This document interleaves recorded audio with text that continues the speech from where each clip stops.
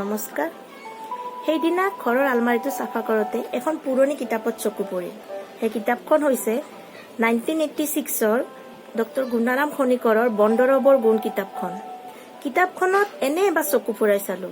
কিতাপখনত চকু ফুৰাই দেখিলো যে আমাৰ আশে পাশে পোৱা এবিধ উদ্ভিদ যিবিধ উদ্ভিদৰ 100ৰো অধিক ঔষধি গুণ আছে। সেয়েহে মই কেইটামান কথা টুকি ৰাখিলো আৰু ভাবিলো সেই উদ্ভিদবিধৰ গুণাগুণৰ বিষয়ে আপোনালোকৰ লগত শ্বেয়াৰ কৰোঁ। আশা ৰাখিছো আপোনালোকেও উপকৃত হ'ব। ময়ো বহুত নজনা কথা জানিব পাৰিছো। মোৰ বিশ্বাস যে আপোনালোকেও বহুত নজনা কথা জানিব পাৰিব আৰু ইয়াৰ পৰা উপকৃত হ'ব। ভাৰতবৰ্ষৰ প্ৰতিটো ঘৰতে পোৱা তুলসী গছ এক দিব্য ঔষধিত পৰা গছ। হিন্দু ধৰ্মত তুলসীক দেৱী ৰূপে পূজা কৰা হয়। কিন্তু আপোনালোকে জানেনে এই তুলসী গছৰ সৰ্ব ৰোগনাশক গুণ আছে বুলি? বহু ৰোগৰ প্ৰতিষেধক হিচাপে তুলসীক ব্যৱহাৰ কৰা হয়। আহকচোন আজি তুলসীৰ গুণাগুণৰ বিষয়ে আলোচনা কৰো।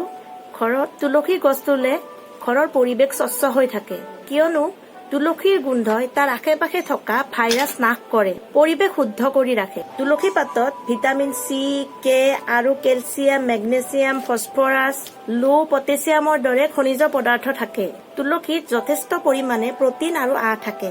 তুলসীৰ বহু উপকাৰী গুণ আছে। তুলসীয়ে মানুহৰ শৰীৰৰ ৰোগ প্ৰতিৰোধ ক্ষমতা বৰ্ধক হিচাপে কাম কৰে। ভাৰত উপমহাদেশীয় অঞ্চলত তুলসীক বনদৰৱৰ হিচাপে ব্যৱহাৰ কৰা হয়। তুলসীৰ পৰা সুগন্ধি তেল, বিশেষ ভাইৰেল চাহ আদি তৈয়াৰ কৰা হয়।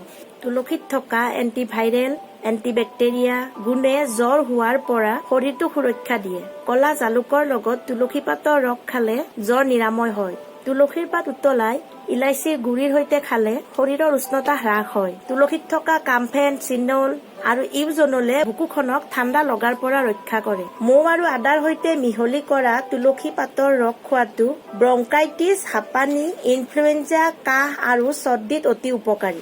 তুলসীত অচিমমোচাইট এ আৰু বি যৌগ থাকে।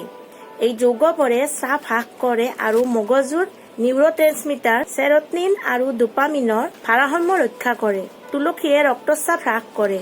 তুলসীত থকা ফাইটোকেমিকেলবোৰৰ শক্তিশালী এন্টিঅক্সিডেন্ট গুণ থাকে বাবে তুলসীৰ ৰস নিয়মিত খালে ছাল, যকৃত, মুখ আৰু হাঁওফাঁওৰ কৰ্কট ৰোগৰ পৰা সুৰক্ষিত কৰাত সহায় কৰে। তুলসী পাতৰ ৰসে টাইপ 2 ডায়েবেটিছ থকা ৰোগীৰ ৰক্ত শৰ্কৰা স্তৰ হ্ৰাস কৰে। তুলসীৰ ৰসে বদহজম আৰু ভোক নোহোৱা হোৱাটো নিৰাময় কৰাত সহায় কৰে। তুলসীয়ে দাগ, শালমইনাৰ ছাল পৰিষ্কাৰ কৰে। তুলসীয়ে অকাল বাৰ্ধক্য প্ৰতিৰোধ কৰাত সহায় কৰে। তুলসীয়ে আমাৰ চুলিৰ গুৰিও শক্তিশালী কৰে। চুলি সৰা তথা উফিৰ সমস্যাও দূৰ কৰে।